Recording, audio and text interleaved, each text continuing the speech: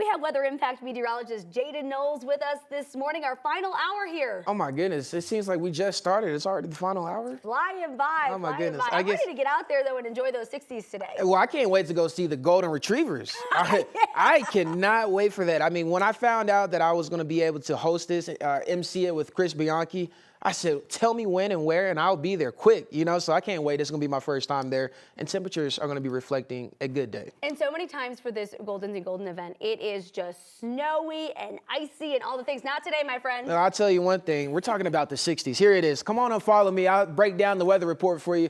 The low 40s already. It's going to be a warm day. You can see how fast and quickly we are already warming up. Just around 8 a.m. or should I say around 8:30ish, we'll already be into the low to mid 50s. We're going to warm up quickly. 41 currently here in downtown Denver. Temperatures across the entire state. It is a little bit cooler and chillier towards the high country and also the eastern plains. You're seeing the low 30s, 32 degrees currently over towards Ray. Live radar, not much going on. Nice and dry. I don't have a lot of precipitation in my forecast. Noticing over towards the eastern portions of the country, they're lucky enough. They're still seeing some light flurries over there, but that is now moving out, and majority of the country is nice and dry. Your day planner today, warming up quickly, as I mentioned, 65 degrees if you're heading out to Golden this afternoon for Goldens and Golden, or should I say just this morning, 65 degrees by 1 p.m. What's in the forecast? 66 as the high for this afternoon. Lots of sunshine. We'll see those high flying clouds, but for the most part, a beautiful day is shaping up to be. And we're going to continue that trend even as we head into tomorrow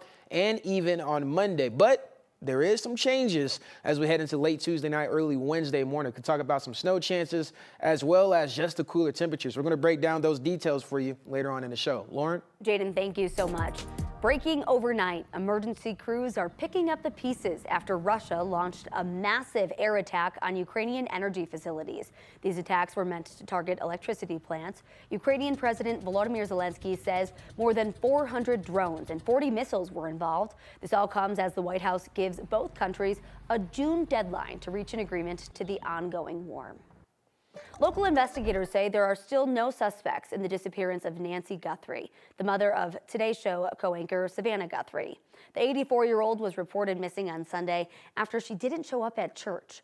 After a briefing yesterday, authorities offered a timeline of the night that she disappeared, noting that her doorbell camera was disconnected at 1:47 a.m. on Sunday, and that software in the home detected a person on camera at 2:12 in the morning, but no video is available.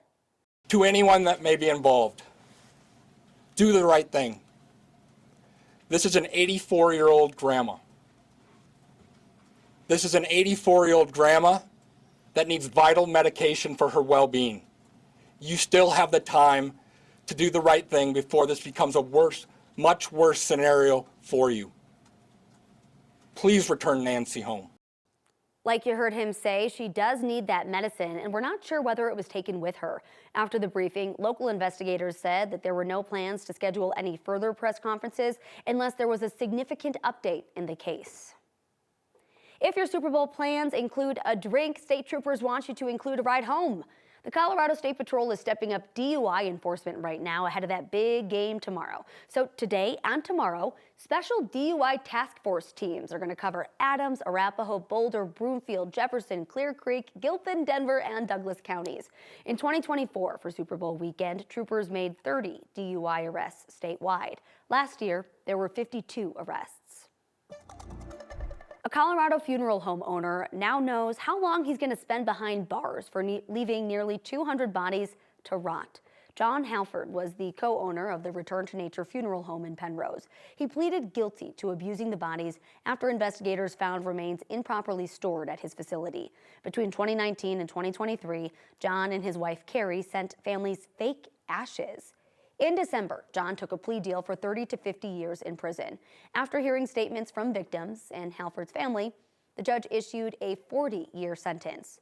The wife, Carrie, also took a plea deal, and she faces a sentence between 25 and 35 years. She's set to be sentenced in April. 6 years after the pandemic started, the federal government is still trying to track down all of the COVID fraud. Thousands of people have been prosecuted across the country. A couple from Castle Rock, accused of stealing nearly $5 million, has made a deal with prosecutors. 9 News investigative reporter Jeremy Hahola looks at how much money was lost and what's been recovered so far. 6 years after the world changed, the federal government continues to prosecute people accused of stealing COVID relief money. So far, more than 3,500 people have been criminally charged across the country, including Josh Leibold of Castle Rock, a self-described life hacker and serial entrepreneur.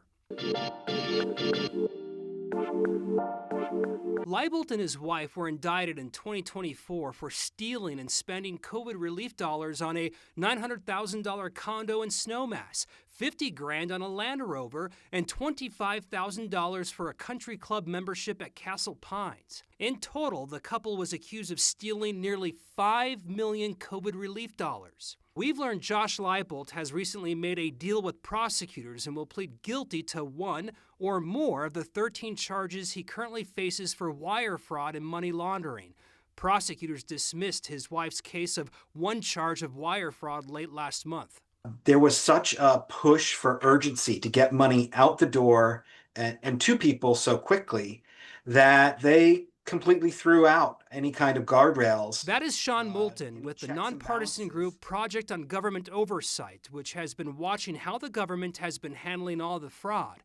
In its most recent report from 2025, the Government Accountability Office estimates hundreds of billions of dollars were likely lost to fraud, and the full extent will never be known with certainty. Much of this money will not be able to be clawed back and may not even get prosecuted, these cases. So many potential cases to investigate and possibly to prosecute that at their current staffing level, they will not cover them. The Trump administration has made some big changes to federal vaccine recommendations. Now, Colorado lawmakers are working to make sure Coloradans who want those vaccines can still get them. This week, the Colorado Senate approved a bill aimed at protecting consistent access to vaccines for Coloradans. This is a direct response to a move by the CDC last month that cut the number of recommended vaccines from 17 to 11. Some of those shots that were dropped were for meningitis, hepatitis A and B, and RSV, which hit Colorado pretty hard a few years ago. In about a month, the Colorado Board of Human Services is scheduled to vote on whether SNAP users can buy sugary drinks with their benefits. The board heard public comment yesterday on the proposal. Every speaker who addressed the board was against the waiver, arguing that it would increase stigma, limit choice, and create new burdens for families, retailers, and healthcare providers. Supporters of the proposal, including the governor, have said that it could improve public health, but opponents question the science and warn that the change could cause confusion when people go to checkout at stores. Shame is not an effective method for behavior change. The science just isn't there. This is not a message of help. It is a message of distrust, and it is not one we should be sending in Colorado. Opponents urge the board to reject the waiver, which is discretionary.